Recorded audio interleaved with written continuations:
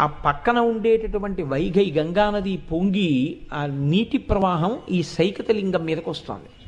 సైకతలింగానికి తగిలింది. ఆవిడ వెంటనే తన దగ్గర ఉన్నటువంటి పరిచారికల్లో ఒక ఆమె కాళి, ఆ కాళిని ప్రార్థన చేసింది. ఆమె తన బాహువులన్నిటితో గంగని అడ్డినా ఆ వైఘై ప్రవహించి లోపలికి వస్తుంది. అప్పుడు ఆవిడ కాంచిలో ఉన్నటువంటి వరదరాజస్వామిని ప్రార్థించింది. శ్రీ మహావిష్ణువు ఆ గంగా ప్రవాహాన్ని ఆపారు. అప్పుడు ఆ తల్లి సైకతలింగాన్ని కౌగిలించుకుంది. ఆ శివలింగ స్వరూపం ఏమైనా అయిపోతుందేమో. అందుకే మీకు కాంచీలో ఉన్నటువంటి శివలింగం అమ్మవారి చేత కౌగిలింపబడినదిగా మీకు కనపడుతూ ఉంటుంది. అక్కడ దర్శనం అంతా అలా ఉంటాయి, అక్కడ ఉండే మూర్తులు. అందులోంచి పరమశివుడు ఆవిర్భవించాడు. ఆవిర్భవించి ఆమెను స్వీకరించాడు ఏకామ్రేశ్వరుడు అన్న పేరుతో. అక్కడ వేదము చెట్టుగా వచ్చింది. ఆ వేదము చెట్టుగా రాబట్టే 4 కొమ్మలు 4 రకాలైనటువంటి మామిడి పళ్ళు